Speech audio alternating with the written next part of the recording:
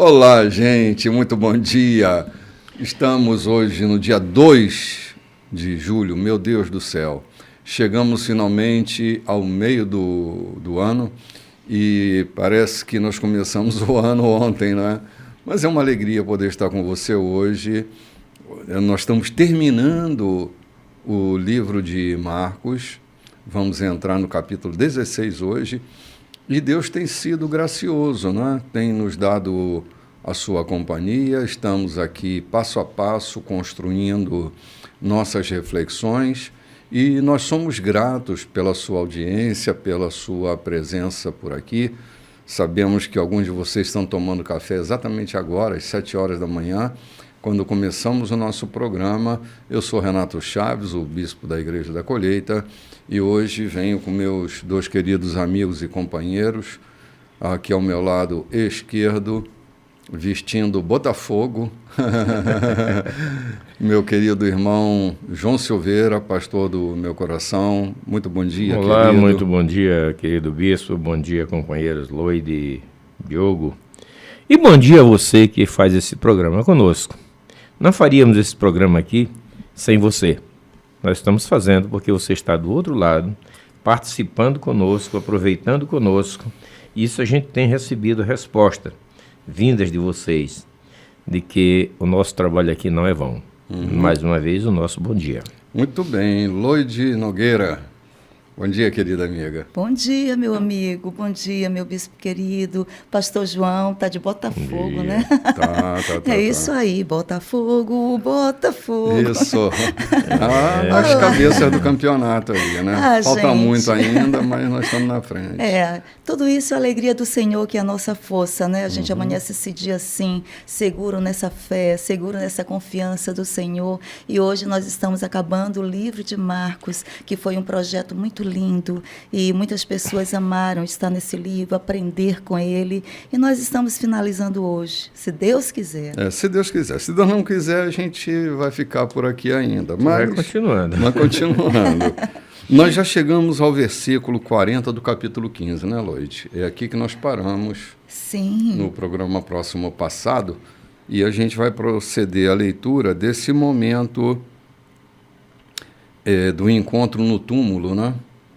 Esse encontro precioso, e vamos lá, vamos à leitura do texto, né? A gente parou, na verdade, permita a interferência, em uma expressão muito linda, que pouco se comenta sobre ela, eu nunca vi ninguém pregando ou ensinando sobre ela.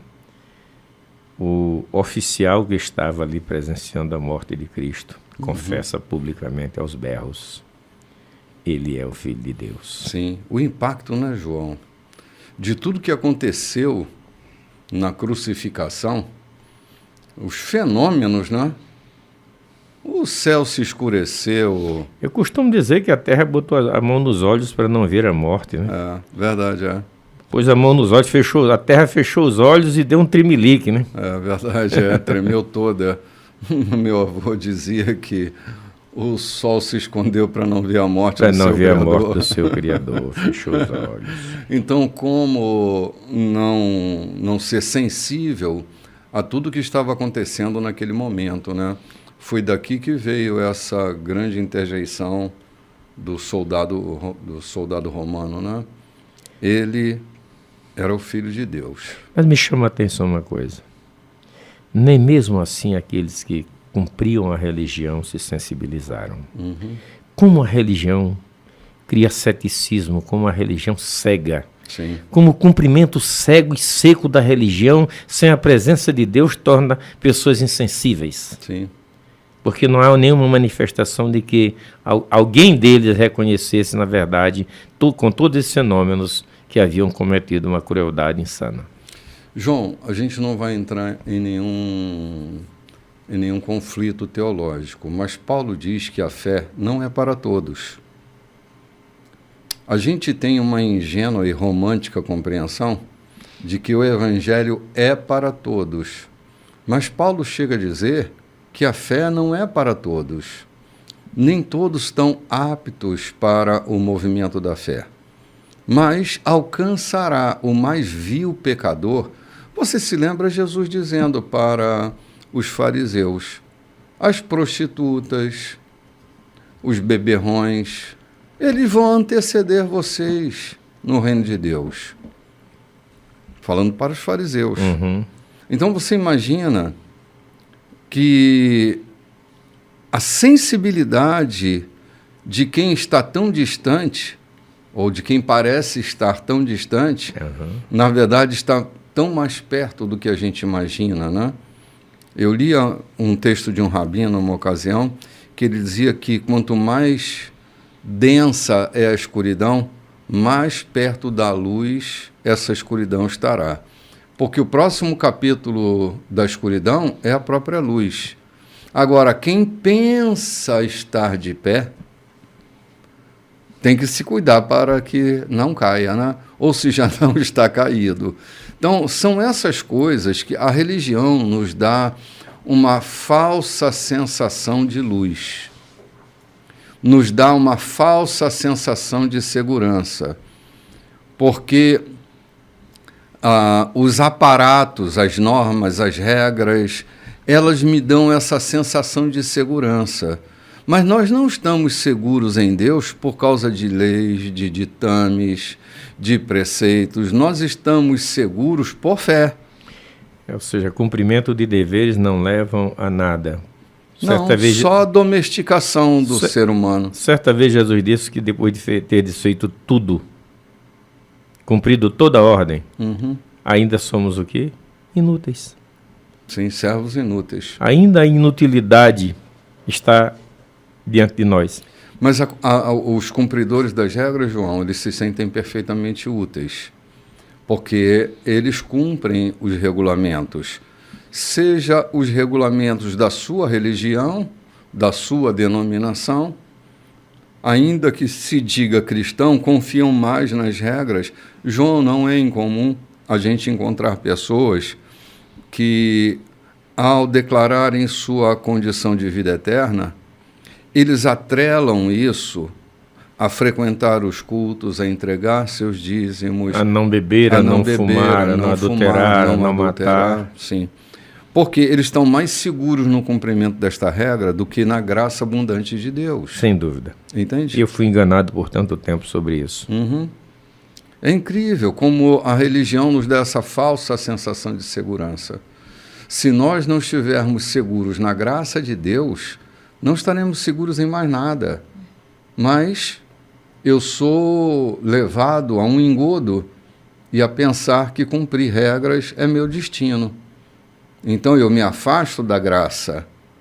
Paulo fala sobre isso aos irmãos da Galácia, né? Ele diz: quem é que enfeitiçou vocês? Vocês começaram tão bem, agora estão se aferrando a fundamentos legais, se apartaram da graça, crucificaram Jesus novamente. Entende? Crucificaram Jesus novamente. Veja o seguinte: o véu do tempo se rasga de alto a baixo. O céu se escurece, a terra se escurece, treme, e nem mesmo assim é capaz de promover, de provocar nos religiosos, naqueles que estão aferrados. Parece que a religião pura e seca, ela cria uma impermeabilização no coração. Ela cega, né? Uma catarata. Cega, cria, e o coração se torna enternecido, tão duro, que são incapazes ou é incapaz de ver, de perceber o que está acontecendo em volta. Tudo o que interessa é cumprir as minhas regras conforme o estatuto que eu tenho nas mãos. Verdade, verdade.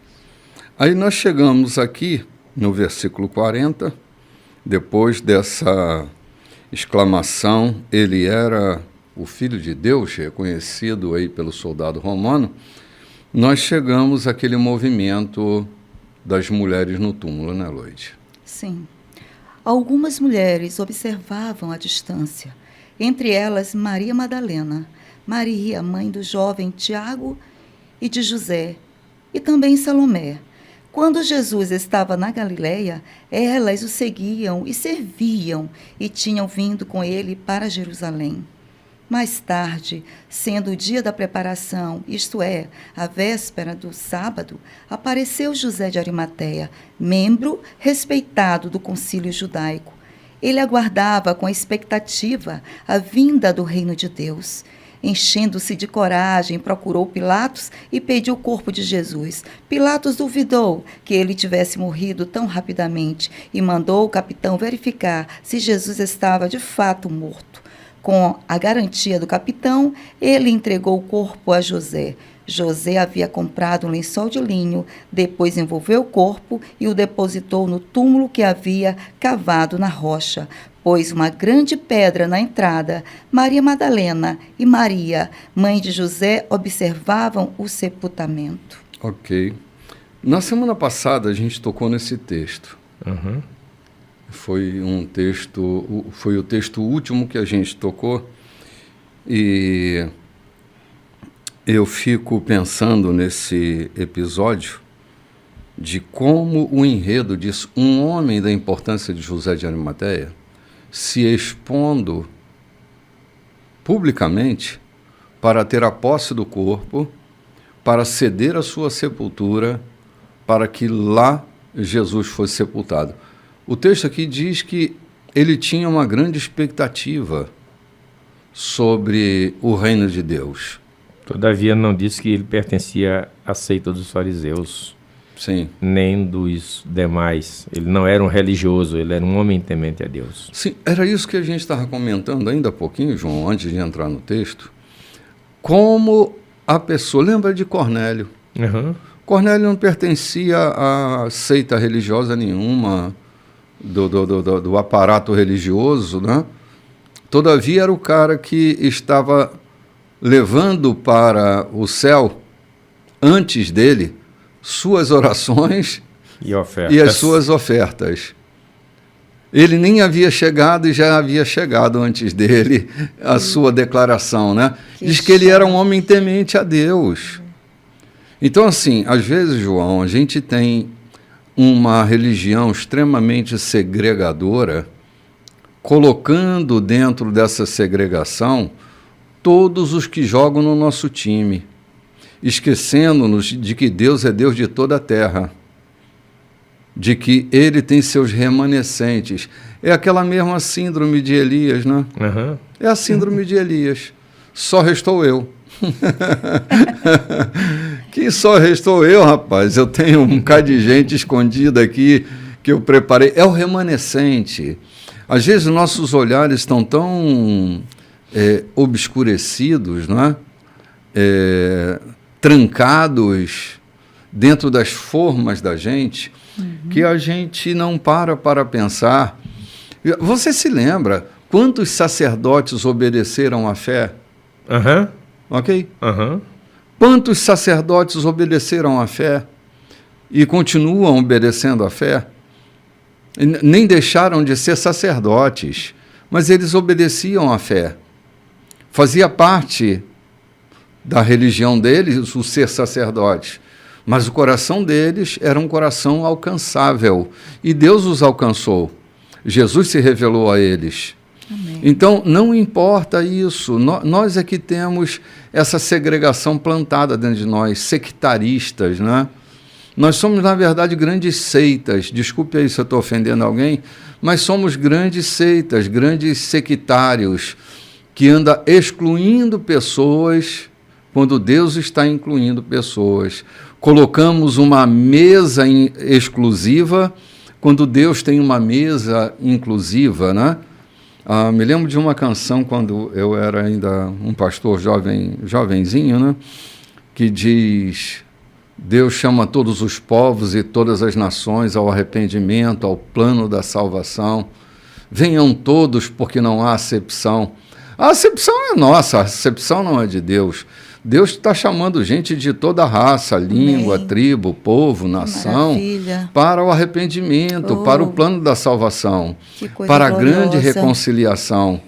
Ai, que Né? coisa linda. E nesse cenário ali da crucificação estavam as mulheres, estavam os soldados, estava o Simão Cirineu, estava ali José de Arimateia, quer dizer, tantas pessoas que apareceram, né, que não faziam parte anteriormente dessa história, mas ali coube tão bem Jesus chamando todos os povos, todas, Homens, jovens, crianças, todos ele chama a sua mesa, né? Isso é maravilhoso. A mesa não é só minha, a mesa é de todos. Porque o pai e o pão é nosso. É nosso, não é meu. Eu acho que eu já falei isso aqui em algum programa, mas eu gostaria de repetir. Eu quero rebater isso aqui porque muitas vezes o que aconteceu comigo? Por tanto tempo eu vivi enganado pela religião que servia, como se isso fosse toda a força da minha aproximação de Deus. Então nos apegamos tanto. Você pega, ou você vê, sacerdotes aceitando a fé, romanos reconhecendo Jesus como Filho de Deus, políticos com a grande expectativa, e corajosamente assumem que José de Arimateia, segundo a tradição, era senador. E muitas vezes nós, no nosso puritanismo religioso, fico vendo muitas vezes o pai está com o filho ali envolvido na bebedeira, na briga ou qualquer coisa, ele não tem coragem de ir ali no bar. Meu filho, vamos para casa, já basta, porque ele não pode entrar no bar porque a sua religião não permite. É impuro o momento para ele estar ali. Ali está o seu filho, mas ele não tem coragem. Se ele for lá dentro buscar o seu filho, ele está se contaminando com aquilo. Veja a loucura do puritanismo que nós nos metemos muitas vezes, por conta de uma religião. Assim eram os fariseus. A gente está estudando algo que tem a ver com os nossos dias de hoje. Muitas vezes podemos ir buscar um amigo que está ali afogando as suas mágoas, a cata de um outro amigo para chegar e dizer, vamos sentar, vamos conversar, mas ele não tem esse amigo, ele vai lá para dentro do bar e enche a cara e fica por ali perambulando, mas a nossa religião não nos permite entrar num bar para resgatar um amigo que dele precisa. Sim, essa resistência, ela está mais baseada, João, eu acho que na expectativa dos outros, que é algo paralisante, né? O que vão pensar de mim. Imagina se Jesus pensasse dessa maneira. Não, o pior, quando você diz a expectativa dos outros, às vezes na sua própria. Se eu for lá, eu vou ser disciplinado. Pronto. Sim, mas ainda assim a expectativa dos outros vai estar presente, né? Sem dúvida. É terrível, João. Se a gente não aprender a viver a pureza e a simplicidade do Evangelho, a gente se torna refém da expectativa dos outros, né? Isso não quer dizer que, porque entendemos dessa forma, nos tornamos devassos e devamos estar em ambientes que não convém a estarmos. Não por conta da religião, mas por conta do nosso próprio conceito pessoal, por conta do nosso próprio viver. Não significa que o fato de entendermos que isso não nos contamina é que vivamos lá dentro, enfiados lá dentro, aonde não devemos estar, porque a nossa conduta pessoal, cristã, não nos permite, ou não temos mesmo desejo de ir para lá. Essa é a verdade. João, há um fenômeno que o Evangelho produz em nós. Eu estava pensando, eu gosto muito de um peixe chamado robalo, mas ele está nas águas salgadas naturalmente, né?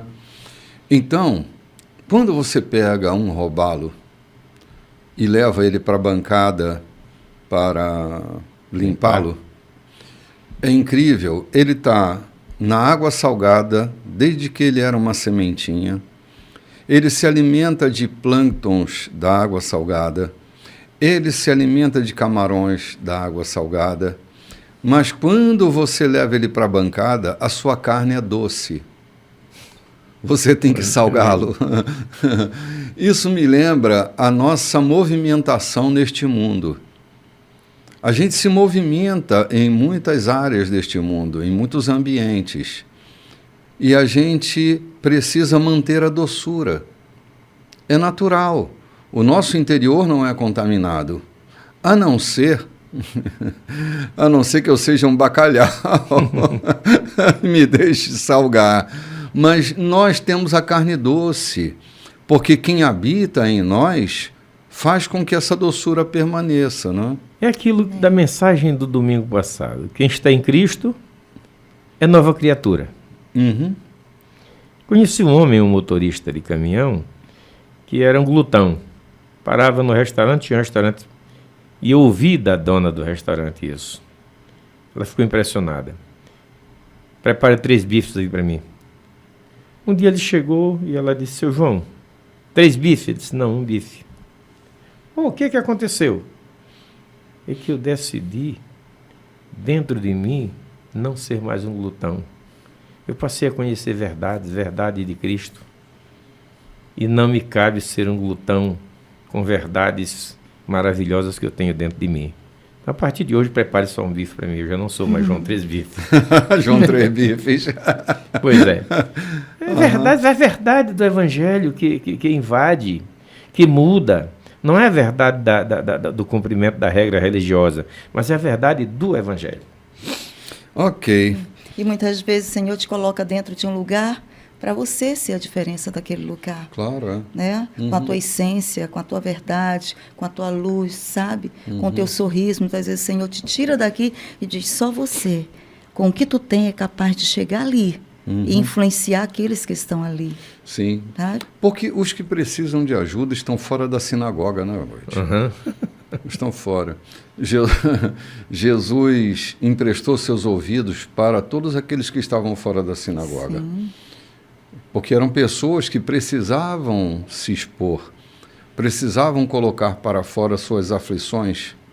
E Jesus oferecia esse ouvido facilitador para ouvir quem quer que fosse.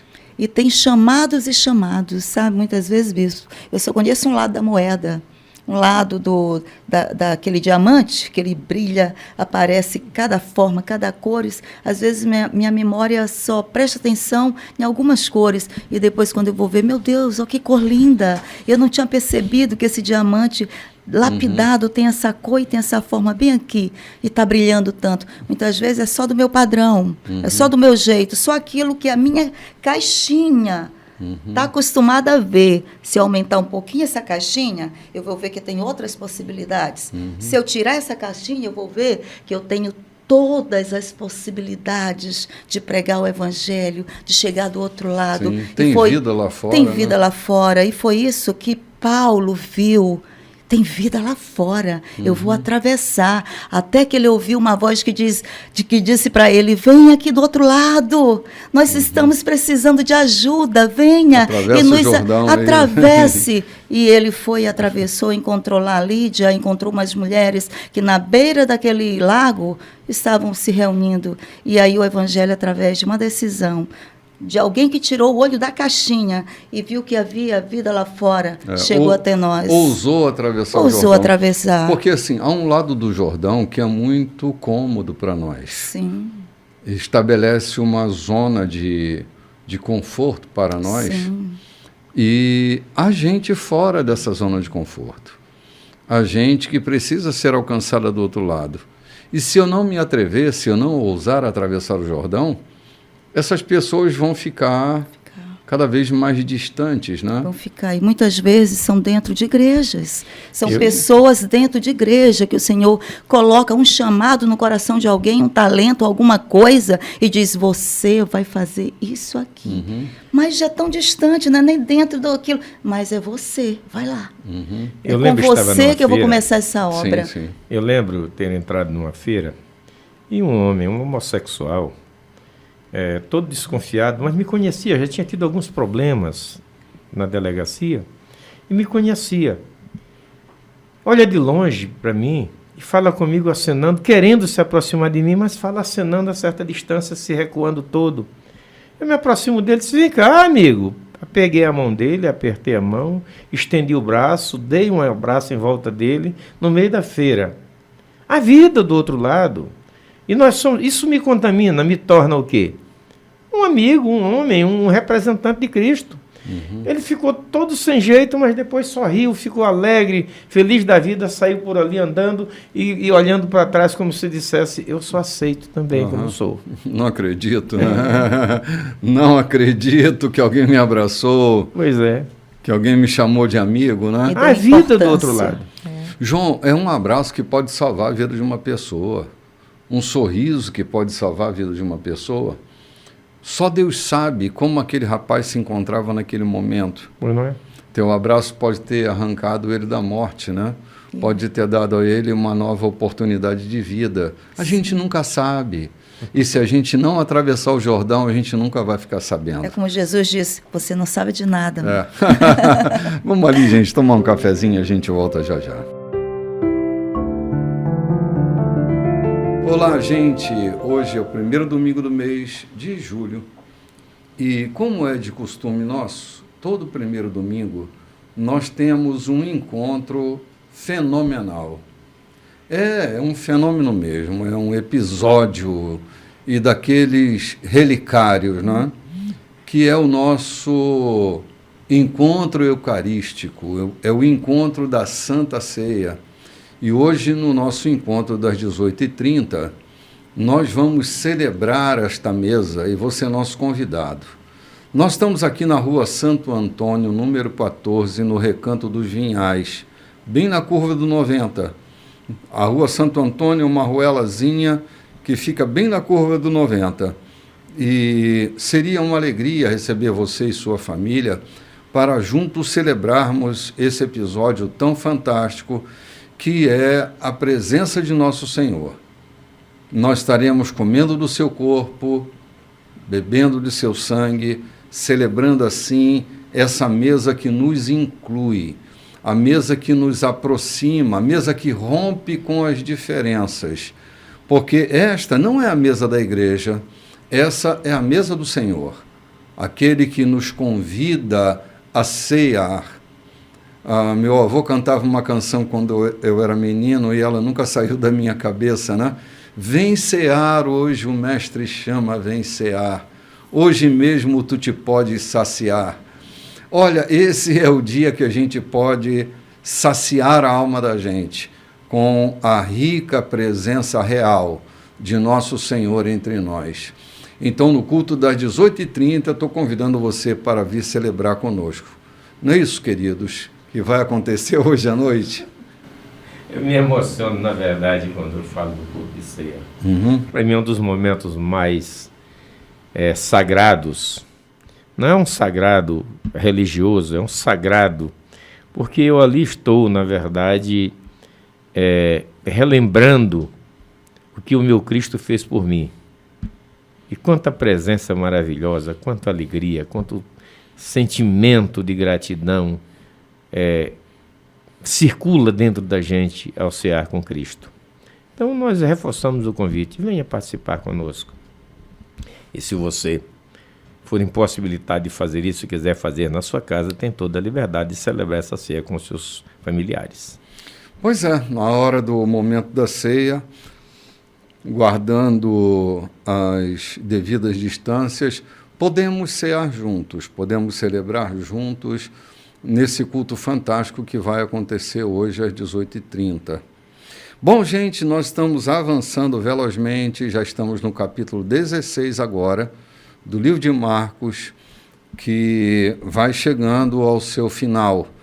Mas o que nos reserva ainda é muito precioso e eu espero que você esteja aí nos acompanhando, porque nós vamos já fazer a leitura do capítulo 16, versículo 1. Não é isso, Lloyd?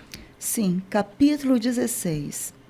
Passado o sábado, Maria Madalena, Maria, mãe de Tiago e Salomé, trouxeram especiarias para embalsamar Jesus. Na manhã de domingo, assim que o sol raiou, elas foram ao túmulo. Estavam preocupadas e diziam umas às outras: quem irá rolar a pedra do túmulo para nós? Ao chegar, elas descobriram que a pedra já havia sido rolada. Era uma pedra muito grande. Elas se aproximaram e viram um jovem vestido de branco, assentado à direita. Ficaram muito assustadas. Então ele lhes disse: não tenham medo.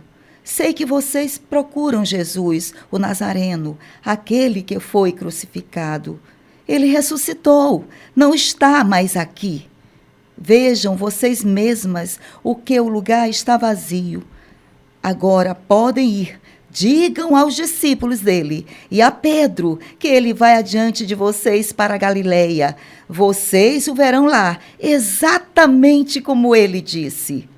Elas saíram o mais rápido que puderam, nervosas e ainda um tanto atordoadas. Amedrontadas, não disseram nada a ninguém. Vamos dar uma paradinha aqui, rapidinho. É interessante que o texto não narra detalhadamente, como a gente já viu que Marcos não é muito detalhista, né? Mas nesse dia, nesse momento aqui, eles se deparam com uma coisa muito intrigante.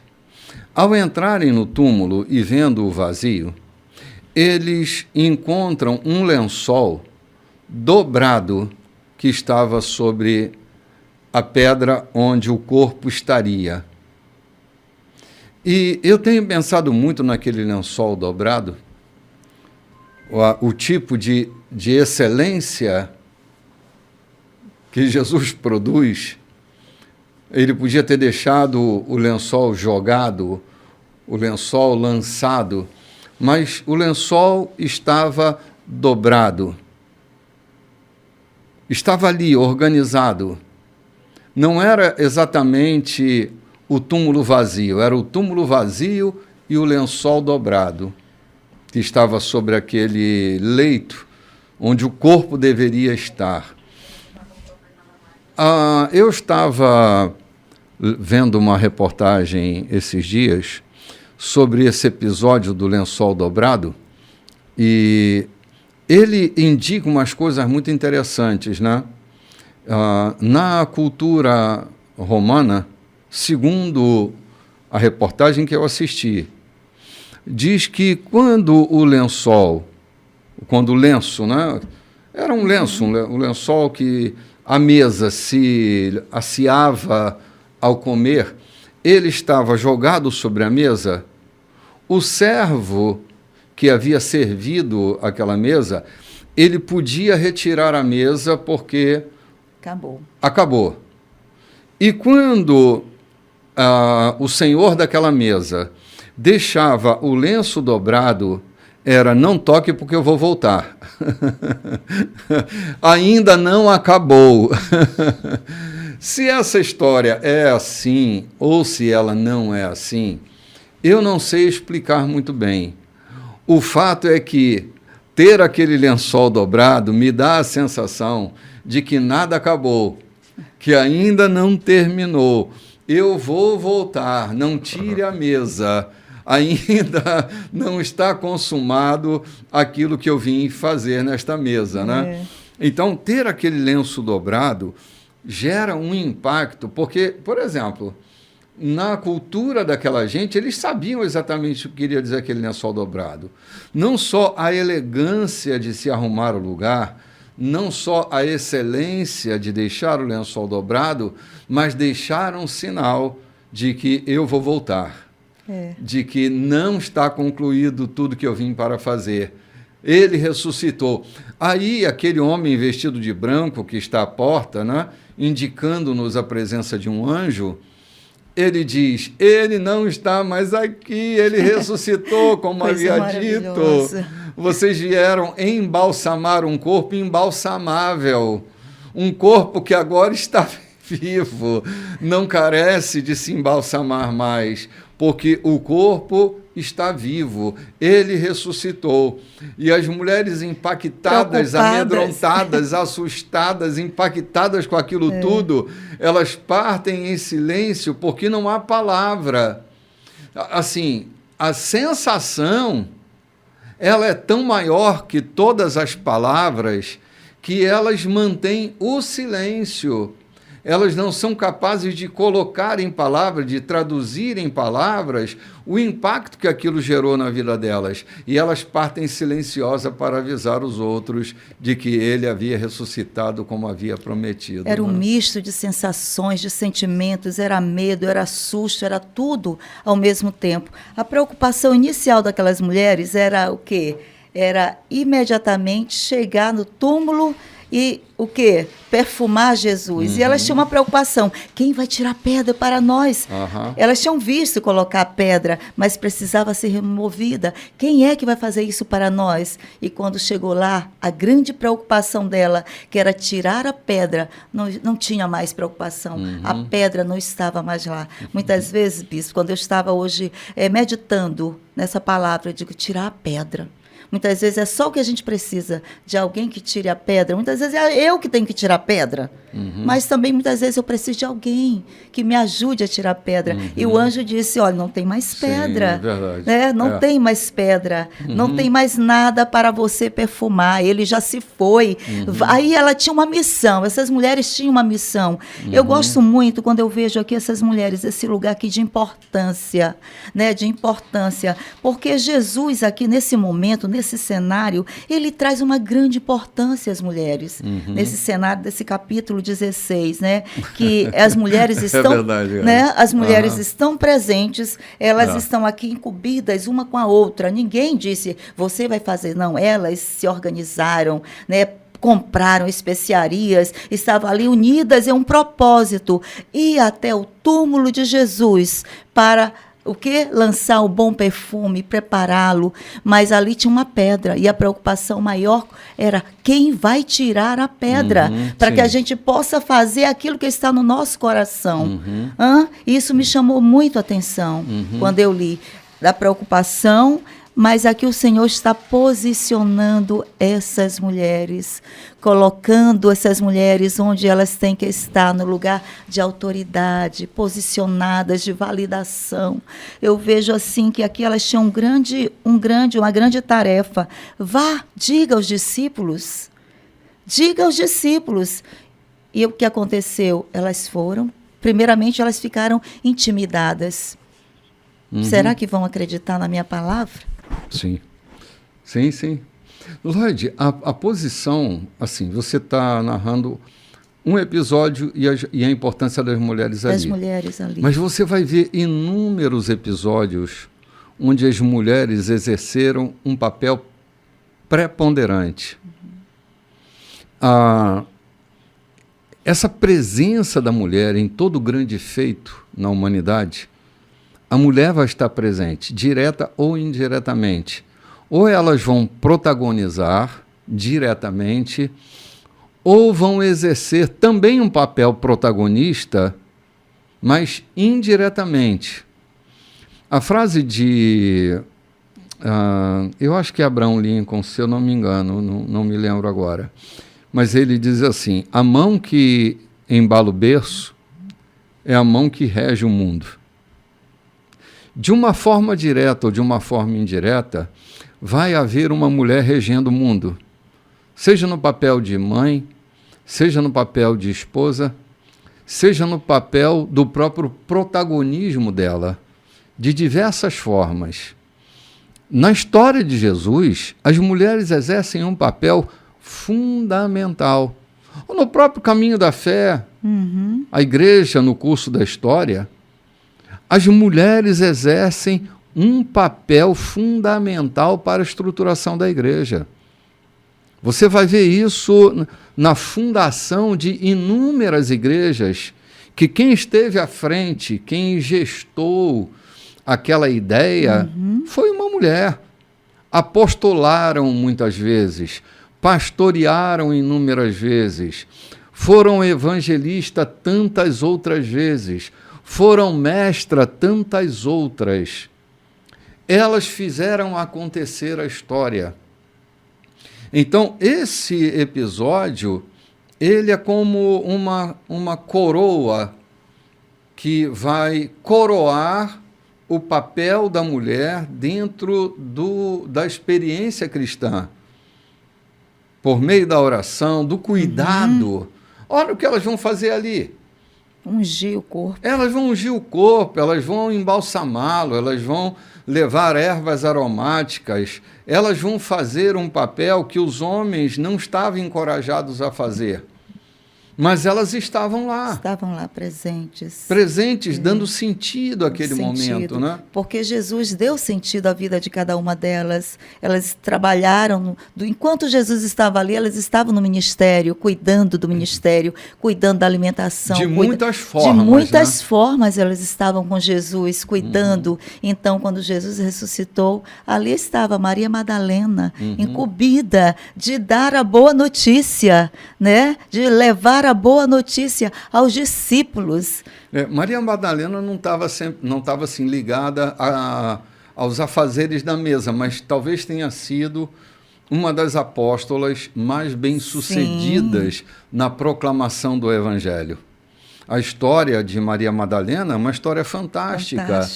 De protagonismo na pregação do Evangelho, na divulgação do Evangelho. Então, a gente vê mulheres... porque, assim, a sociedade patriarcal, ela estabeleceu papel para mulheres, não é? Mas Jesus, quando entra na história, ele não reduz a mulher àquele papel convencional. Ele transborda a mulher para todos os lados. Isso é maravilhoso. Claro, ele porque a mulher estava segregada, mulher. Né? Ela estava segregada às tarefas domésticas, que é digna, e eu não estou aqui dizendo isso, né? Que é digna. Mas a mulher é muito mais do que realizadora das tarefas domésticas. Sim. Sabe aquela mulher virtuosa lá de Salomão? Cara, que mulher fantástica é aquela. Todo homem... Não todo não, né? Eu acho que alguns não gostariam de se casar com uma mulher como aquela. Uma mulher muito independente, sim, mas... safa, né? Uma mulher safa que sabe fazer negócios. Sabe vender, negociar. Sabe negociar e que... Sabe, tem um homem que não suportaria dar o seu cartão de crédito para a sua mulher, mas ela tinha o cartão de crédito na mão, né? Era ela que fazia grandes negócios enquanto o marido viajava, também fazendo negócios. Sim. Ela estava ali, articulando as coisas, né? Cuidando tanto da parte doméstica da casa, como da sua mesa, dos seus filhos, né? Dos negócios também. Exatamente. Era uma mulher que lá em Provérbios fala... Né? Multitarefa, uma mulher bem interessante. E não é à toa que quando a gente vai fazer alguma coisa, a gente sempre resgata o Provérbios 31 para trazer essa mulher, para lançar um olhar sobre essa mulher, né? Sim. Então, melhor que 1000 homens. Então, eu vejo aqui, bispo, assim, esse papel da Maria Madalena sendo essa mulher que vai agora levar esse recado, essa informação preciosa, a melhor notícia, os que os jornais não deram. Não houve um jornal, um plantão, não houve notícias que espalhassem essa coisa. Naquele dia o Jornal Nacional não o jornal funcionou. era essa mulher. Muitas vezes eu ouço um bullying dizer, sabe por que Jesus apareceu para Madalena? É porque sabe que as mulheres falam demais. Não é isso não. É porque Jesus estava aqui posicionando essa mulher, dando esse papel de importância, dando essa fala importante a essa mulher chamada Maria Madalena, que ele um dia disse, olha, não peques mais. Que um dia ele disse, como tu és linda, mulher, e tu vai entrar comigo no gozo do teu Senhor. Então, essa mulher aqui teve esse papel de importância, não como eu ouço dizer, porque as mulheres, sabe por que Jesus apareceu primeiro às mulheres? Porque não precisa mais anunciar ninguém, porque elas falam muito e já todo mundo ia saber que Jesus ressuscitou. Não era essa a verdade. Jesus estava aqui dando uma grande notícia a Maria Madalena, porque era uma mulher nobre, uma mulher que estava aqui no chamado, uma mulher aqui digna, e essa mulher iria dar esse recado, essa grande notícia aos discípulos, para que eles também pudessem celebrar a ressurreição do Senhor Jesus Cristo. Olha, digam aos discípulos e a Pedro. Parece que a liderança de Pedro está bem nítida aqui, né? Bem clara, né? Estava só os 11. Aos outros discípulos e a Pedro, né?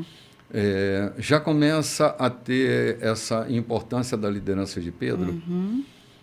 A gente vai ver já logo após a ressurreição como Jesus vai aparecer aos discípulos e dar a Pedro essa chave, né? Dar a Pedro essa condição de apacentar as ovelhas, né, do rebanho. Chamando Pedro de volta. Chamando Pedro de volta, porque até aqui Pedro está mergulhado naquela grande frustração, né? Uhum. É nesse momento que ele chama os seus amigos para irem pescar. E ele está frustrado. Mas isso é assunto para outro momento.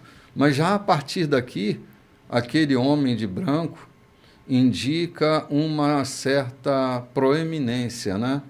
De Pedro sobre os demais. Isso. Avisa aos discípulos e a Pedro, né? Porque estava agora, a partir desse momento, a incumbência de gerar expansão nesse rebanho, de cuidar desse rebanho. Essa tarefa agora vai pertencer a Pedro, né? Que vai estar organizando.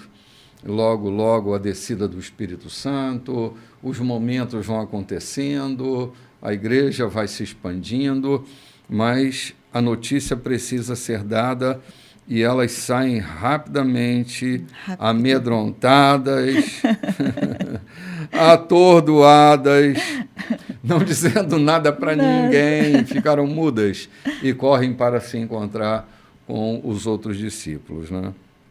Fantástico é o que a gente está vendo aqui, João. Essa história de Maria, as Marias, né, saírem velozmente para se encontrarem com os discípulos anunciando a ressurreição do Senhor. Já estamos indo para o verso 9, né, Loide? Então vamos continuar no verso 9? Vamos lá. Depois de ressuscitar, Jesus apareceu bem cedo, na manhã de domingo, para Maria Madalena, a quem havia libertado de 7 demônios. Ela procurou os antigos companheiros na fé chorando e deu a notícia a eles. Quando ouviram que ele estava vivo e que ela o tinha visto, não acreditaram nela. Ponto. Esse cara era cabeça dura, né? Cabeça dura. Parece que o olhar dele se volta novamente para a antiga Maria, né? Para a Madalena para antiga. Para a Madalena né? antiga. É. Ela vem com uma notícia fresca. Jesus aparece a ela para Madalena, logo de por que não manhã. apareceu para nós Pois que é, estava nós ali éramos sempre? os caras, né? Estávamos com ele. Vai aparecer logo para Madalena? Não, ela não está falando a verdade. Tem alguma coisa estranha nessa comunicação. Essa coisa né? de desacreditar da mulher, né? Sempre tem alguém para... Eu vejo muitas mulheres, bispo, doloridas, ressentidas, que quando vão contar as suas histórias, seus relatos de vida, sempre diz, não é não, fulano, aconteceu comigo, fulano até viu. Precisam sempre Desse de apoio, alguém, né? desse apoio, para né, autenticar, validar a sua própria história. Muitas vezes o marido ali, ela olha para o marido que ela está contando a sua história, aprovação, e o marido às vezes, não é não, fulano, e o marido não valida, fica calado. E a gente, às vezes, aquela conversa entra em um desacreditar. Por quê? Porque o marido não disse um sim, ou disse, foi mesmo. Né? Foi mesmo, aconteceu mesmo isso com você. É desse jeito mesmo que você está contando, mulher. Então, as mulheres, muitas vezes, quando elas contam as suas experiências, elas procuram sempre buscar alguém que seja para validar, para lhe dar apoio. Não sei, né? Quero saber de vocês, se esse era o caso de Maria Madalena, ou qual era, por quê, o que aconteceu aqui? Não era falta de validação de alguém. Ela narrava. E eu acho que era essa questão que você mesmo tocou. Eles deviam estar pensando, ele devia aparecer primeiro a nós, porque apareceu a ela, né? Ela está inventando uma história para ganhar notoriedade entre nós. É o que eu penso, né? Pode ser que outra coisa pudesse estar acontecendo, mas eu penso que essa falta de validação que eles deram a Maria Madalena estava baseado neles mesmos, né? Eram mais próximos, né, do mestre. Sim, eu sou Pedro, né? Ele era meu amigo, por que não veio a mim? Foi primeiro a Madalena. Eu sou João, aquele que deitava a cabeça no colo. Então, assim, eu acho que o conflito parte a partir deles mesmos. Não é que Madalena devia falar melhor, se comunicar melhor. É que eles estavam enfraquecidos e, para eles, na minha concepção, Jesus devia se reportar a ele, não é?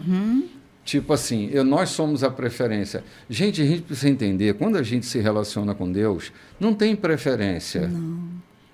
Ele diz o que quer para quem quer, na hora que quer. Oh, glória. Ele aparece a quem quer. É isso mesmo. Da maneira que quer. Não está debaixo das nossas regrinhas. Uhum. O problema é que eles deviam ter uma regrinha do grupo, a turma do Bolinha, né? A turma do Bolinha. Aí vem uma Luluzinha dizendo que Jesus apareceu. Como é que a gente pode dar ouvido a essa Luluzinha que tem um passado tão comprometido, né? Uhum. Será que o que ela está querendo não é reforçar a identidade dela?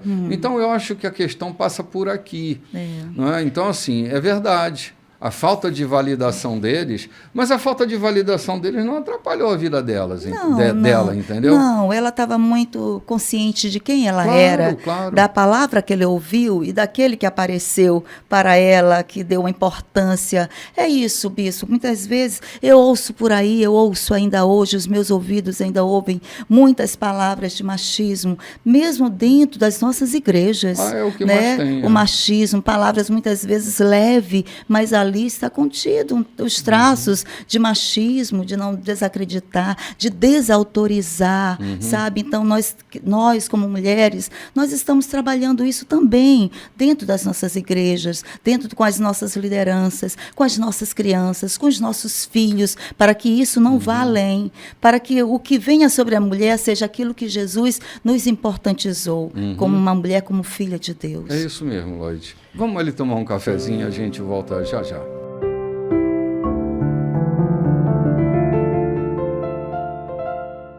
Olá, gente, estamos de volta, esse é o programa Café com Bispo e nós estamos falando desse momento impressionante da ressurreição, do anúncio de Maria Madalena para os discípulos que estão ali enlutados, sofrendo com todo aquele acontecimento, e eles são capazes de desacreditar na fala de Maria Madalena, no fato dela ter visto Jesus ressuscitado, dele ter aparecido a ela logo no primeiro dia, né?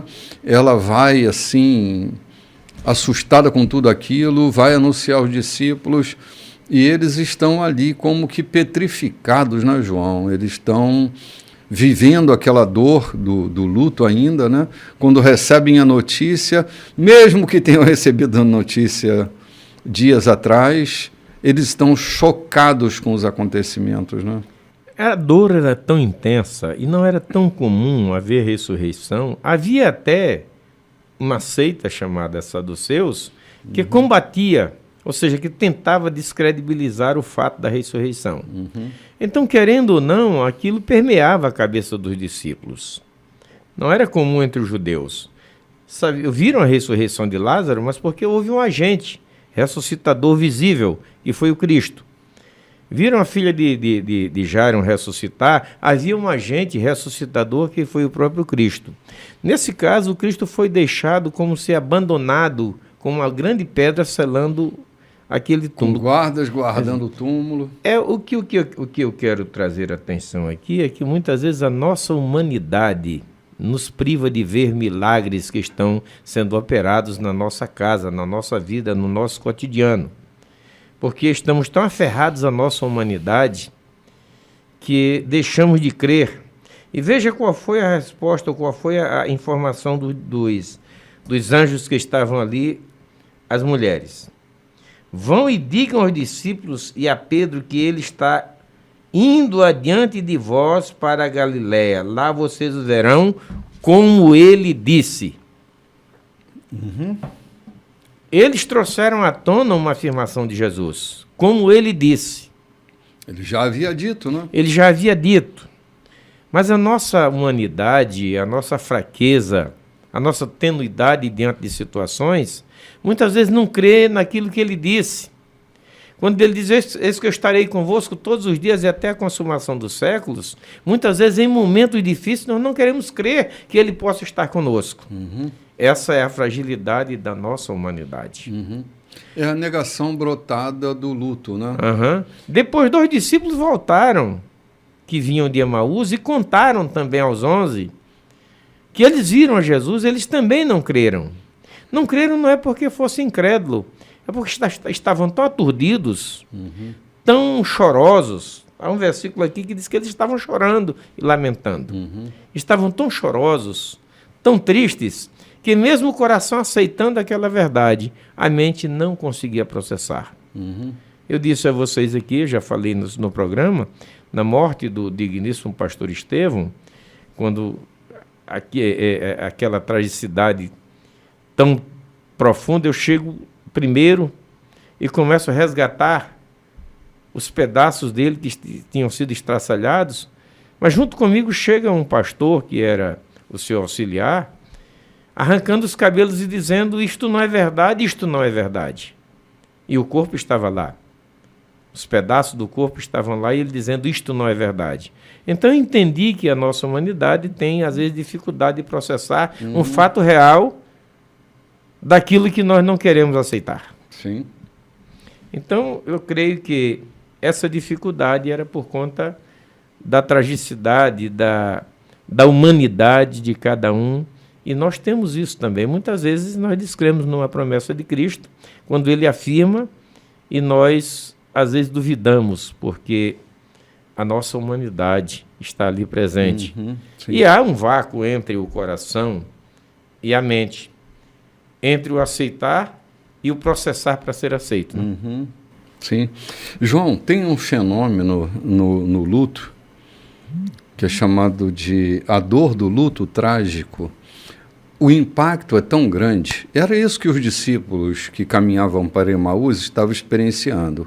A dor do luto trágico, ela imobiliza essas metabolizações que a mente precisa fazer. Qual é o primeiro passo que o luto dá? A negação. Eu não acredito que aconteceu. Eu tenho uma expectativa que aquilo é um pesadelo, é um sonho que não aconteceu. Então eu nego.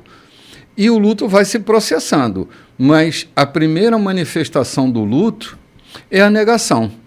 Foi o que o seu amigo lá fez quando estava arrancando os cabelos e diz: eu não acredito, eu não acredito. Isso não é verdade, isso não é verdade, isso não é verdade. Os discípulos a caminho de Emaús, vendo, não viam. Exatamente. A dor do luto. Vendo, não viam. Eles conversavam com Cristo. Será que aquela voz não lhe era peculiar? Era. A forma de falar, a forma de tratar com eles era a forma peculiar de Cristo. Mas eles não conseguiam vê-lo, porque estavam exatamente aturdidos com a dor do luto. Né? Exatamente. Isso aconteceu com eles, aconteceu conosco.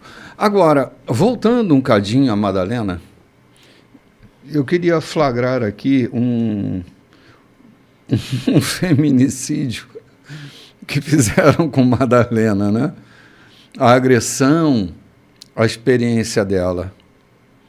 Eu não sei qual foi o estado de emoção que ela ficou depois disso, mas eu posso imaginar a pancada que ela leva ao desacreditarem no testemunho dela.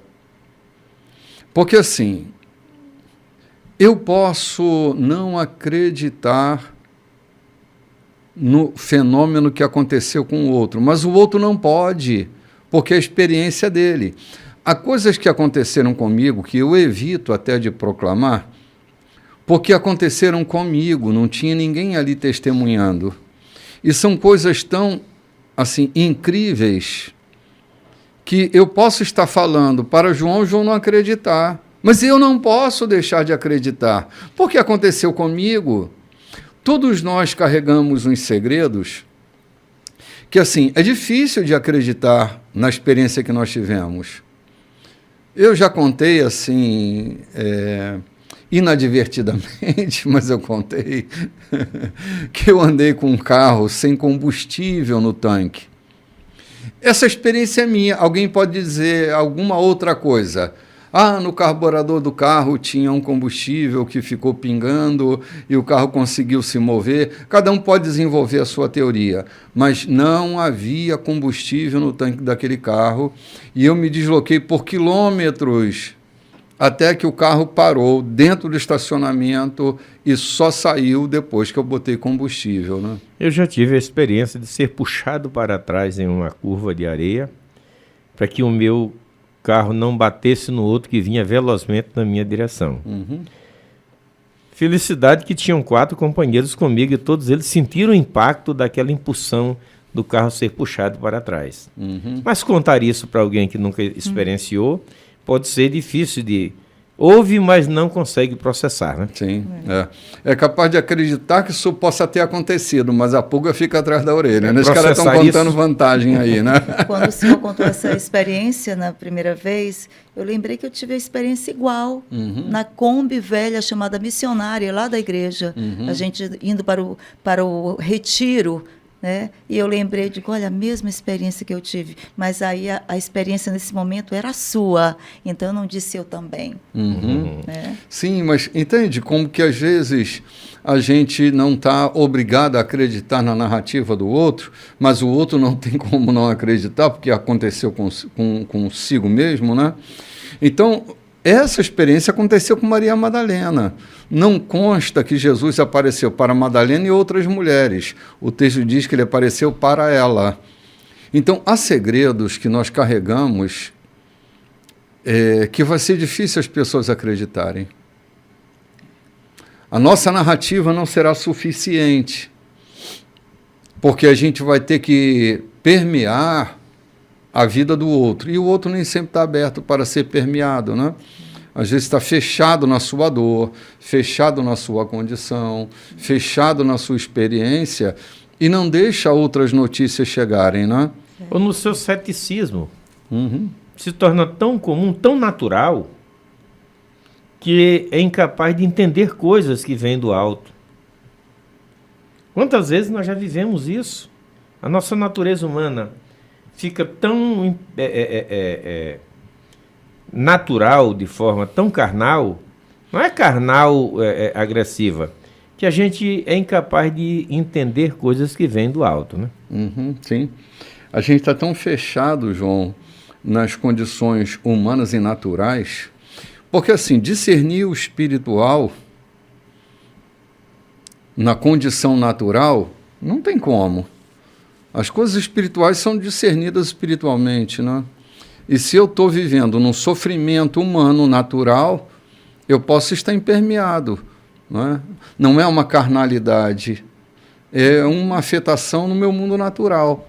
Meu mundo natural não é o meu mundo espiritual. Então, esses dois universos, eles ficam comprometidos, né? Então, eu preciso estar um pouco mais permeável, né? E quando você está acessível, vemos na conversa de Elias com Eliseu e dos discípulos que os acompanhavam, quando disseram, sabia que o teu mestre... Sei, estou sabendo. O espírito de Elias se comunicando com o de Eliseu. Então, Eliseu estava exatamente pronto para receber qualquer mensagem que viesse, mesmo que não houvesse uma comunicação verbal. Sim. Acontece com Eliseu e o Geazi, né? O espírito não foi contigo? O que tu foi fazer? Eu não fui a lugar nenhum. Não. Acaso o meu espírito não estava te acompanhando? Estou sabendo de tudo, inocente. Acontece com Elias com Eliseu e aquele rei que rodeou o plano dentro do seu quartel. E Eliseu disse, sabia dele aqui? Quando estamos sensíveis à penetração da fala divina, é possível que antecipamos coisas que estão para acontecer em nossas vidas ou na vida de outrem. Sim. Não é à toa que muitas vezes você sai para fazer um aconselhamento, avisar alguém do que pode acontecer. Porque Salomão disse que um homem inteligente, sensato, prudente, sabe o que vai no coração do outro, né? Então é possível, sim. Se está lá, eu creio. E já aconteceu comigo. Agora, aquele momento era um momento realmente muito delicado. Era assim. Havia muitas tensões ali. Mas a coisa vai andar um pouco mais, né, Lloyd? Nós não vamos crucificar os discípulos por não terem crido, né? Não. Eu não sei. O impacto também poderia ter vindo sobre mim se eu estivesse lá, né? Versículo 12 aqui. Mais tarde, ele apareceu de forma diferente a 2 deles que caminhavam pelo campo. Eles voltaram e contaram aos demais, mas estes também não acreditaram no relato. Então, só um instantinho. É muito possível que Marcos esteja narrando aquele percurso de Clopas e seu amigo, né? O caminho de Emaús. O caminho de Emaús. Eu acho que essa é a referência, que quando eles voltam de Emaús, eles também não estão acreditando na declaração de Clopas, né? É só uma interferência aqui, desculpe, pode continuar lendo, Loide. Depois disso, quando os 11 estavam jantando, ele apareceu e os repreendeu severamente pela incredulidade, pois se recusavam a acreditar que nos o tinham visto ressuscitado. Então ele ordenou: saiam pelo mundo, vão a toda parte e anunciem a mensagem com as boas notícias de Deus para todos. Quem crê e for batizado será salvo. Quem se recusar a crer está condenado. Estes são alguns dos sinais que acompanharão os que crerem. Eles vão expulsar demônios em meu nome, falar em novas línguas, pegarem serpentes e até beber veneno, sem que nada lhes aconteça. Também vão impor as mãos sobre os enfermos e curá-los. Então, o Senhor Jesus, depois de orientá-los, foi elevado ao céu e assentou-se ao lado de Deus, no lugar da mais alta honra. Os discípulos saíram por toda parte, pregando. O Senhor trabalhava com eles, confirmando a mensagem com provas inquestionáveis. Eita, lá. A gente está quebrando o galho dos discípulos aqui, mas Jesus diz que eles estavam incrédulos. E os repreende na incredulidade deles, né? A gente está aqui passando a mão na cabeça deles e tal, porque a gente se inclui ali também, né? A gente se vê ali também, mas Jesus repreende a incredulidade deles. Severamente. Entrega duas mensagens, uma por Madalena e a outra pelos dois outros discípulos, e finalmente eles estão lá e Jesus aparece aos 11 agora. O que me chama a atenção aqui, me alegra muito, é que apesar da incredulidade, os planos de Jesus não foram mudados a respeito deles. Sim. É o que pode acontecer conosco, muitas vezes a nossa dificuldade de crer. O plano de Deus na vida de Jonas, apesar de ele ter fugido, não mudou a execução do seu plano. Jonas volta a Nínive e executa o plano que Deus havia determinado. Então, quando Deus tem planos para a nossa vida, propósito, mesmo que tenhamos dificuldades... Uns atrasos aqui e ali. Né? Uns atrasos aqui e ali, mas ele não muda o seu propósito ao nosso respeito. Mesmo que a nossa humanidade, ele diz, estejam preparados porque o espírito está pronto, mas a carne é fraca, né? Ou seja, a nossa fraqueza humana, não que eu esteja querendo botar panos quentes nas nossas dificuldades, mas elas são suscetíveis de acontecer. Mesmo acontecendo, os propósitos de Deus não mudam sobre as nossas vidas, sobre aquilo que vamos fazer, aquilo que vai acontecer.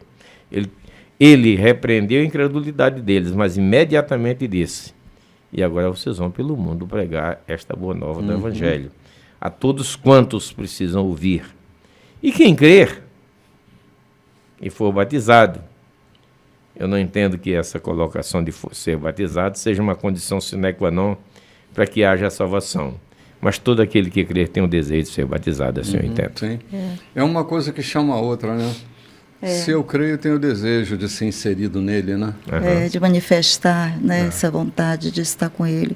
E aqui os discípulos iam passar pela experiência que eles tinham passado. Eles incrédulos, eles também iam encontrar no meio do caminho outros incrédulos. Claro. Por isso que Jesus diz, quem crê, vocês já sabem o que é isso. Passaram por essa experiência de incredulidade. Sim.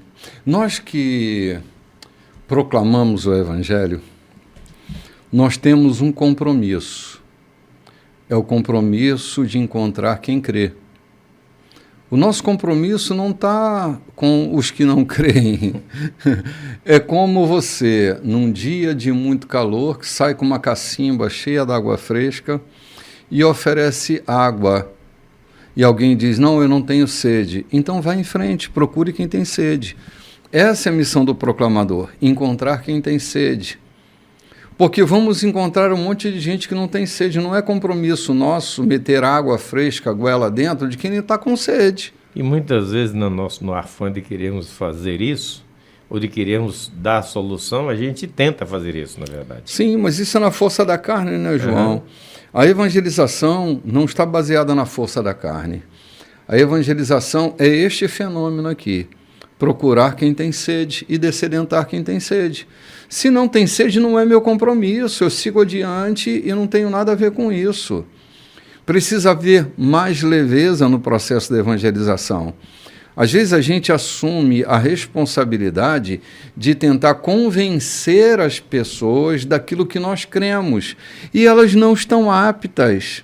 Seus corações não estão sensíveis.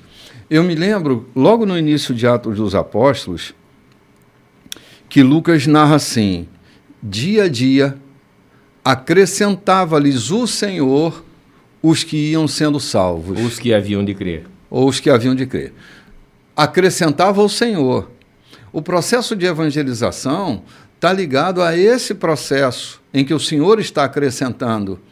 Por isso, nossa responsabilidade e compromisso é com quem tem sede. Se não tem sede, vá em frente, não é responsabilidade sua. Deus não está salvando. Pode ser que em algum momento, alguma outra hora, isso aconteça, mas não naquele momento. Então não fique frustrado, porque a sua palavra não alcançou o coração como você esperava que fosse alcançar. Você lançou sementes. Nós somos semeadores. Quem faz fecundar essa semente não somos nós. Quem dá o crescimento? É Deus. Minha responsabilidade é plantar, é regar, né? Mas o crescimento, quem dá é Deus. Se eu não entender esse processo, eu começo a me culpar, a me responsabilizar por culpas e responsabilidades que eu não tenho. Acaso eu sou responsável por converter o mundo? Não, eu não sou responsável por isso. Eu sou um proclamador das boas notícias. Eu sou aquele que procura quem tem sede para dar água fresca. Essa é a minha missão. É leve, tem que ser assim, gente. Olha, eu fui pastoreado por um evangelista um período da minha vida. Meu Deus, que tormento era aquilo. Aquele homem tinha sede contábil por almas. Então, na verdade, era assim, ele não era um pastor, ele era um evangelista. O negócio dele era essa coisa de ganhar alma, ganhar alma, ganhar alma. E ele jogava a culpa nas pessoas, tipo assim, se você está dentro de um ônibus, sentado ao lado de alguém, e se você não falar de Jesus para ele, se ele não se converter, a culpa, se ele morrer, a culpa dele ir para o inferno é tua. Então, nós, os jovens da igreja, andávamos com folhetim dentro do bolso e aquela aflição levantava de manhã, às vezes cansado para ir trabalhar, enfrentando um ônibus cheio, e se você colava em alguém, aquela palavra ficava girando na sua cabeça. Ele vai para o inferno e a culpa é sua, ele vai para o inferno e a culpa é sua. Aí tirava um folhetim do bolso e, muito sem graça, dizia, Jesus te ama, e botava o folhetim na mão do cara. Como se isso fosse processo evangelizador. Como se isso fosse proclamação do reino. Não é que a mensagem que está impressa ali não terá seu efeito na vida de alguém. Mas olha o peso que a gente carregava pela vida, enquanto que evangelizar não é carregar um peso. Evangelizar é proclamar, é anunciar, é querigma, é proclamar as boas notícias. É deixar derramar aquilo que há em ti sobre a vida dos outros. Sim. Sim. E muitas vezes nós somos obrigados a fazer isso quando não havia, na verdade, transbordar em nós. Sim. Havia mais culpa do que transbordo. Exato, João, é exatamente isso. Olha, eu li um texto de José Saramago outro dia, que ele dizia assim, que ele aprendeu a não querer convencer ninguém de coisa alguma. Essa tentativa colonizadora de tentar convencer as pessoas é muito reducionista. E eu diria, em se tratando do Evangelho, pela grandeza da palavra, ainda é muito mais reducionista, porque a palavra por si só, ela se advoga, ela se proclama, abra a palavra e ela falará por si. Ela não precisa de advocacia, ela se advoga. Deus não precisa de defensores. Abre a palavra e deixa ela falar, que ela por si só se comunica. Então a gente não tem que viver esse peso, essa angústia de ficar tentando convencer as pessoas daquilo que elas não querem ser convencidas. Não? É simples assim. Jesus ensinando, ele disse, se você entrar numa casa, dê a sua paz. Mas se não aceitarem, ela volta, né? Que ela retorne com você. E ponto. E pronto. Então nós não temos que ficar convencendo ninguém, nem enchendo igrejas e templos de pessoas que não têm compromisso, não querem compromisso nenhum com o Evangelho. Apenas queremos colocar ali para fazer números. Sim. Não. Não é essa a proclamação do Evangelho. Isso não. Olha, finalmente Jesus diz, estes sinais hão de seguir os que creem. É impressionante como a gente chega nessa época em que a gente olha as pessoas que estão habituadas a seguir sinais e não os sinais a seguirem-nas. Abramos os nossos olhos, porque estes sinais hão de nos seguir. Nós não somos seguidores de sinais. Os sinais nos seguem e nós não seguimos os sinais.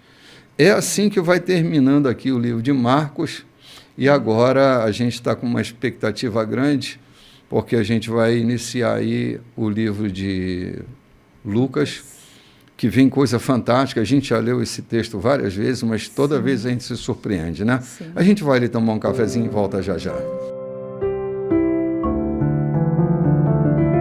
Olá, gente, muito bom dia. Estamos aqui no final do nosso programa, esse é o 4º bloco. Fizemos 3 blocos de 25 minutos, esse é o 4º bloco. E estamos agora entrando num texto fantástico, escrito por um escritor detalhista, que cuidou de apurar minuciosamente, colocar em ordem as narrativas que ele obteve, para colocar à disposição de todos nós uma narrativa sobre a vida de Jesus, sua vida e sua obra, de uma maneira fantástica. Lucas, que era um médico muito cuidadoso, acompanhou a vida de vários discípulos de Jesus e apurou deles os acontecimentos. Ele conversou com Pedro, conversou com Paulo, porque Paulo, na verdade, não andava com Jesus, não era um discípulo que caminhava com Jesus ainda. Mas ele obteve de Maria e testemunho de outros companheiros de Jesus sobre o seu movimento sobre a terra. Então ele foi apurado em cada fato e deixou para nós essa preciosidade que é o livro de Lucas. Lucas tem 2 textos que são muito preciosos para nós. O Evangelho narrado por ele e o livro de Atos dos Apóstolos. São histórias fantásticas que foram acompanhadas, parte delas acompanhada por Lucas, né?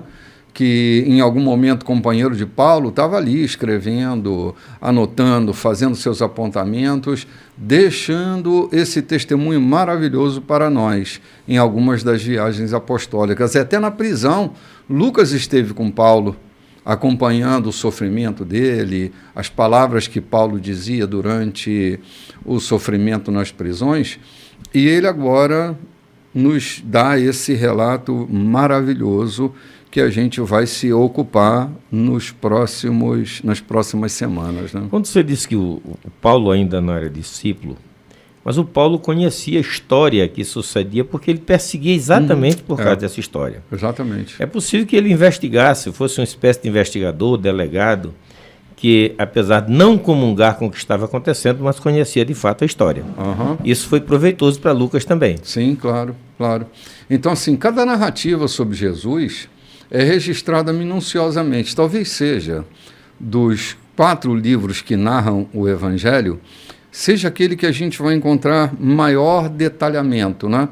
Então, vai valer a pena a gente fazer a viagem. Convido você para fazer essa viagem conosco no livro de Lucas a partir de hoje, né? Já é o 4º bloco, mas nós começamos do 4º bloco a narrativa do livro de Lucas, né, Lloyd? É isso aí. Eu estou até emocionada. Aham. Olha, só os primeiros 4 versículos já dá para nós uma ideia do que nós vamos encarar pela frente, né? Pode Então, começar. Vamos começar. Mas não chore no meio do caminho, não, viu? essa emoção é de superação, de saber que até aqui nos ajudou o Senhor. É. Obrigada, Bispo, por isso. Várias pessoas se deram ao trabalho de relatar por escrito os fatos extraordinários que se passaram entre nós, que eram ao mesmo tempo o cumprimento de profecias das Escrituras. Elas basearam seus relatos em testemunhas oculares que dedicaram a própria vida à palavra. Investiguei cuidadosamente esses relatos, inteirando-me da história desde o princípio e decidi escrever tudo ao Senhor, honrado Teófilo, para que não haja nenhuma dúvida a respeito da confiabilidade de tudo que lhe foi ensinado. Ponto. Olha só. Olha como ele começa, a introdução que ele dá aos relatos que ele vai expor. Que, segundo o seu olhar, sua pesquisa... Porque, assim, esse texto é um texto de enorme pesquisa. E como ele foi minuciosamente delicado em apurar, fazer a apuração dos fatos, né, João? Com aqueles que foram testemunhas oculares. Pesquisa confiável. Pesquisa confiável. Pesquisa que precisava ser confiável. É tão confiável que eu estava falando no intervalo, de que ele escreve a Teófilo e aprove a Deus chegar a nós, né? Sim. Universalizou. É assim, a dedicação que ele faz à pesquisa parece que a pedido de Teófilo, né? É o que parece? A gente estava falando sobre Teófilo, que a gente encontrou sobre Teófilo, que era um bispo da igreja de Antioquia, né? E como mestre, como ensinador, precisava de mais dados sobre as coisas para poder ensinar a igreja. Encontra o grego chamado Lucas, um grego judeu, que se dispôs a fazer isso.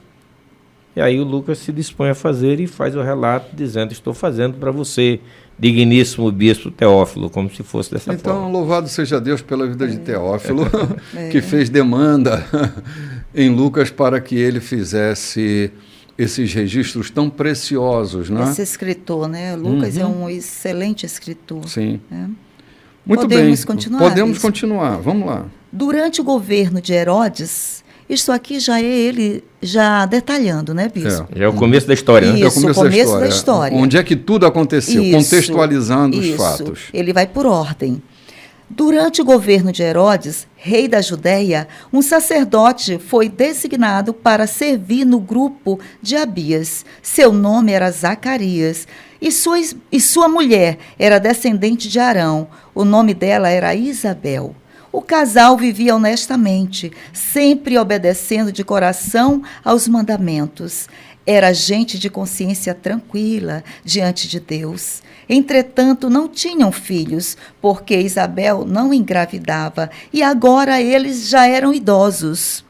Aconteceu que Zacarias estava cumprindo seus deveres de sacerdotais na presença de Deus, no turno que lhe correspondia, quando chegou sua vez de entrar no santuário e queimar o incenso. O povo estava reunido e orava do lado de fora do templo na hora da oferta do incenso. De repente, um anjo de Deus apareceu do lado direito do altar.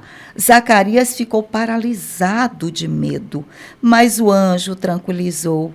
Não tenha medo, Zacarias. Sua oração foi ouvida. Isabel, sua esposa, terá um filho. O nome dele será João. Você irá comemorar e pular de alegria, não apenas você, pois o nascimento dele irá alegrar muita gente. Ele será grande na presença de Deus. Ele não poderá beber vinho, nem cerveja, mas será cheio do Espírito Santo desde o momento de que sair do ventre materno. Ele conduzirá muitos filhos e filhas de Israel de volta para Deus. Cheio de poder como Elias, ele anunciará o reino de Deus e reacenderá o amor dos pais pelos filhos, despertando fé nos corações mais fechados. Ele preparará o povo para Deus. Vamos parar por aqui um instantinho. Cara, tem muito conteúdo aqui. Bom, detalhadamente, como você disse aqui em off, ele começa a história por João Batista, né? Ele começa a história de Jesus por João Batista.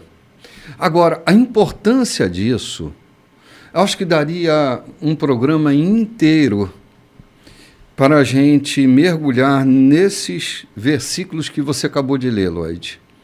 Porque olha o que está acontecendo.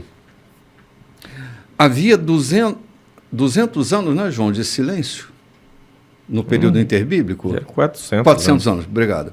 400 anos de silêncio no período interbíblico, né? Sem registro nenhum da aparição divina para ninguém, né? Sim, sem revelação. Sem revelação, isso. Sem revelação. Um interregno de 400 anos sem revelação. Todavia, me permita entrar bem aí, o temor a Deus ainda era patente, ainda era visto. Sim, mas não havia revelação. Uhum. Havia essa sombra de temor, a religião seguia, a formalidade religiosa, havia temor de Deus. Zacarias, por exemplo, era um homem temente a Deus, outros mais, né? Eu acho lindo aqui quando o anjo disse para Zacarias, as tuas orações foram ouvidas. Uhum, sim. Resposta. O começo diz aqui que Zacarias era um homem temente a Deus, era um homem puro. E aí não revela oração nenhuma de Zacarias. Qual era a sua intenção, qual era o seu desejo, qual era o seu pleito. Sim. Mas quando o anjo aparece a ele, ele faz essa revelação dizendo, as tuas orações foram ouvidas. Sim. Olha o que está acontecendo. O anjo diz para Zacarias assim, João, o nome desse menino será João. Ele interrompe um fluxo, porque o menino que vai nascer de um sacerdote e de uma mãe arônica. Logo, ele vai ser talhado para ser sacerdote. Seu nome deveria ser Zacarias II. Abias, qualquer outro. Agora, o nome dele será João. É que enquanto o sacerdote está vivo, há um sacerdócio que vai gerir aquele período. Ok? O que é que o anjo está anunciando no entrelinhas? Haverá mudança de sacerdócio. Ou seja, o período a coisa tão importante que vai mudar algo que vem acontecendo há muitos anos, um sacerdócio arônico. E, de repente, o anjo traz uma informação que tudo isso vai mudar. Vai mudar. Enquanto aquele sacerdócio está presente, a lei daquele sacerdócio está ali. Mas mudando o sacerdócio, diz o escritor aos Hebreus, não mudando o sacerdote, mudando o sacerdócio, muda a lei. O que o anjo está dizendo, entre linhas, é que a lei vai mudar, que um novo sacerdócio vai acontecer. Eu só vou antecipar aqui um pouco os fatos para a gente encaixar a história. Nesses 400 anos de período interbíblico, há silêncio profético. Quando a palavra volta, ela encontra João Batista, filho de Zacarias, lá no deserto da Judéia. A palavra não vai ao palácio do sumo sacerdote. Por quê? Porque o sacerdócio está corrompido. Havia corrupção. Então a palavra volta a João Batista, filho de Zacarias. Lembra que o anjo lembra Zacarias? O último texto do Antigo Testamento, que era a conversão dos pais aos filhos e dos filhos aos pais, pois o texto diz que a palavra veio a João Batista, filho de Zacarias. O sistema de pais e filhos é resgatado em João Batista. Não diz João Batista, o profeta, é João Batista, filho de Zacarias. Eu estou só antecipando a narrativa para poder dar sentido ao que o anjo está falando para o Zacarias, né? Então ele está anunciando a entrada de um outro sacerdócio. Está anunciando o resgate dessa palavra perdida pelos 400 anos de história. E anuncia que esse menino nasce também de uma promessa que tem uma sentença de morte. Uma promessa que só pode acontecer se o Deus da vida intervir. Porque, olha para... Lá no versículo 7. Sim, pode mencionar. Entretanto, não tinham filhos, porque Isabel não engravidava, e agora eles já estavam idosos. Exatamente. Era essa a improbabilidade. Era exatamente essa a improbabilidade de nascer uma criança naquela velhice. Por isso que eu disse, havia uma sentença de morte que estava sobre os lombos de Zacarias e de Isabel. E Deus diz, vai começar a história. A partir dessa sentença de morte, vai começar a história. É desse jeito que as coisas vão acontecer. E Lucas, ele vai a esse detalhe que, se a gente lê corridinho, a gente nem percebe o que é que está sendo dito pormenorizadamente. E onde estava sendo dito. De onde estava sendo dito. Muito interessante. Era uma proclamação celeste impressionante. Impressionante. Eu fico aqui estarrecido diante de tanto conteúdo. Como eu disse, só esse textinho aqui que você leu, daria para a gente fazer um programa inteiro fazendo esses resgates e comparações, porque é muito detalhe que o Lucas vai colocar na história. Fala que era um casal de consciência tranquila, né? Olha aqui, ele fala isso. Era gente de consciência tranquila diante de Deus, né? Olha, que eles não se preocupavam, não tinham filhos, mas eles eram tranquilos, porque aqui eles trabalhavam para o Senhor, viviam nessa tranquilidade, eram obedientes, obedecendo de coração aos mandamentos. Aí, de repente, entra uma palavra, hein, pastor? De repente, entra ali, aparece um anjo para mudar tudo na vida deste casal. Interessante, pastor João. Eu estou parado aqui, já adiantei um pouco a leitura, e vendo o seguinte, a gente está falando de um ato tão precioso, tão profundo, que lá na crucificação haviam 2 anjos que não se nominam. Neste fato aqui há uma especialidade. Não era um anjo qualquer, era um arcanjo. Aquele que assiste diante do Senhor. Ou seja, a coisa era foi tão bem elaborada e o cuidado de Deus foi tão profundo que ele não mandou um anjo mensageiro comum. Ele manda quem? Um arcanjo. Um arcanjo. Ou seja, ele manda o seu assistente tratar com Zacarias. Entendeu? Sim. Ou seja, o que a gente pode ver é que no meio de tanta loucura, de tanta corrupção, homens ainda continuam servindo a Deus. Havia um Zacarias, um homem honesto, puro, e que recebe a presença de quem? Nada mais, nada menos do que de Gabriel. Como eu posso acreditar nisso? Já estou velho e minha esposa também é mulher de idade. Foi por isso que ele disse, mas eu sou Gabriel. Rapaz, eu conheço os planos de Deus. Você está falando com Gabriel, olha a minha credencial aqui, né, Zacarias? Mas veja bem aí, há uma sentença sobre a vida de Zacarias, por conta da sua resposta aqui, a sua pergunta-resposta suscita uma dúvida. Como é que eu posso acreditar nisso? É a grande diferença entre a resposta de Maria também para o mesmo Gabriel. Exatamente, eu estava pensando nisso. Como eu posso crer nisso? E ela disse, como é que vai acontecer? Ou seja, que eu creio. Como vai acontecer, eu não entendo. Parece que é um anjo que só aparece para contar coisa impossível. Né, e Zacarias, apesar do zelo, apesar da crença de Zacarias, ainda teve um lapso de dúvida quando ele diz, como é que eu vou ter certeza que imagina, isso é verdade? João, imagina, quem é que não teria diante de tais realidades, né? Ele é atravessado por um fenômeno. Aqui é uma repetição do que aconteceu lá na Caldeia, muito tempo atrás, né? Diante de Abraão. Tu e a tua mulher vão ter filhos. Eu, homem de 99 anos e a minha mulher de 90, como é que isso vai acontecer? A mesma coisa, só que esse Abraão não duvidou disso, não.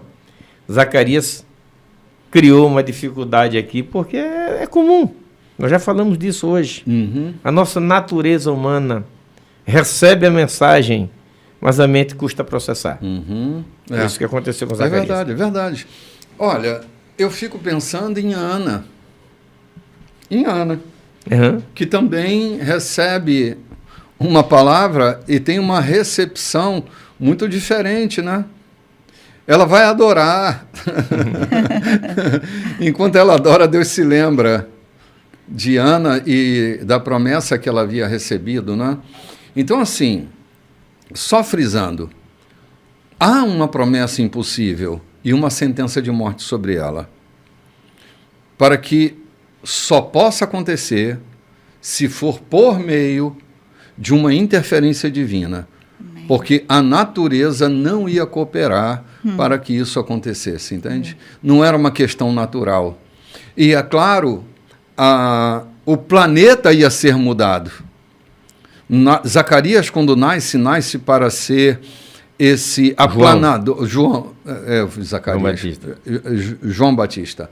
Ele nasce para ser esse aplanador, esse reparador, esse cara que vai abrir o caminho para o Messias. Então, não era um acontecimento normal, natural. São dois acontecimentos, um ao lado do outro, com meses de diferença, que impactam, né? Que são antinaturais. Tanto a gravidez de Isabel, quanto a gravidez de Maria, né? Nós estamos com o tempo exíguo, mas eu queria pensar aqui. Ele será cheio do Espírito Santo desde o ventre da mãe. Um homem cheio do Espírito Santo atrai para si aqueles que hão de crer. Atrai para si aqueles que virão. Ou seja, João vai para onde? Para o deserto. E lá atrai multidões. Qual era o fenômeno? Ele é cheio do Espírito Santo. Sim. Davi governou Israel por tanto tempo, morreu velho e farto de dias, mas alguém disse, sobre ele está o Espírito de Deus. Exatamente, João. Exatamente. É essa particularidade que muda muito a vida, né? Você quer governar multidões, você quer liderar multidões? Não encha-se de conhecimentos simples e comuns, encha-se do Espírito Santo. O conhecimento é necessário, mas busque ser cheio do Espírito Santo, porque você terá, na verdade, seguidores ou alguém que vão acreditar em ti.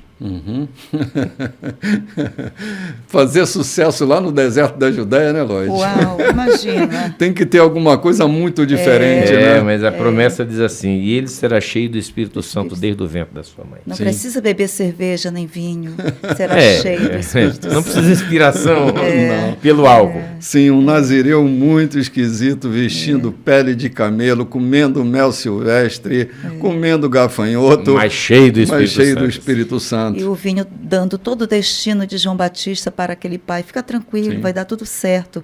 Olha aqui quem será esse filho. Sim, porque foi um conflito, Lloyd. A gente vai chegar já na narrativa de quando João Batista vai ser apresentado e a indagação dos sacerdotes sobre Isabel, porque Zacarias vai ficar mudo, né? Quando ela diz, seu nome será João, eu imagino o conflito que eles passam, porque vão alterar o destino. Não é? Tinha algum João na família? Não. Não tinha. Não tinha. Não tinha. Não. E era evidente que aquilo era uma mudança de ordem. Não é? Salvo engano, e ali está uma transição entre o Novo e o Velho Testamento. No Velho Testamento eu nunca encontrei o nome João. Tem Nunca. Josué, né? Tem Josué, que é uma derivação. Jonã, Joatã, mas João eu nunca encontrei um. Ele foi reservado exclusivamente para aquele filho de Zacarias. Gente, está sendo uma delícia a introdução desse livro. Nós estamos chegando no finalzinho do nosso programa de hoje. Como hoje é o primeiro domingo do mês, nós vamos estar servindo a Santa Ceia e celebrando com muita fé, com ousadia, atravessando os portais para entrarmos no Santo dos Santos, para gozarmos de uma experiência fantástica. E queremos convidar você para estar conosco. Vai começar às 18h30 o nosso culto. E nós estamos aqui bem na rua Santo Antônio, número 14, no Recanto dos Vinhais. Será um encontro fenomenal, um encontro fantástico, um encontro de fé. E você é nosso convidado para vir celebrar junto conosco. Traga sua família, venha para essa grande celebração. Já é a hora de sair de dentro de casa. Se você mora aqui na ilha ou nos arredores, a gente está bem aqui na Curva do 90, no Recanto dos Vinhais, e você é nosso convidado para celebrar presencialmente esse culto maravilhoso. Mas se você estiver impossibilitado por algum motivo, você pode celebrar conosco aí da sua casa. O nosso endereço no YouTube é Igreja da Colheita. Esse é o nosso canal no YouTube. Igreja da Colheita. Você entrou lá no Igreja da Colheita ao vivo, você tem um chat que pode conversar com a gente, que a gente pode interagir, e o culto vai estar passando ali e pode cear conosco aí da sua casa, né, João? Sem dúvida. Com a sua família, prepare a sua mesa. E não tenha medo do problema com o estacionamento, que nós temos espaço para você. Então, vem estar conosco. Eu me despeço, um excelente domingo, até mais, forte abraço em todos vocês. Deus os abençoe. Paz, meus irmãos. Shalom.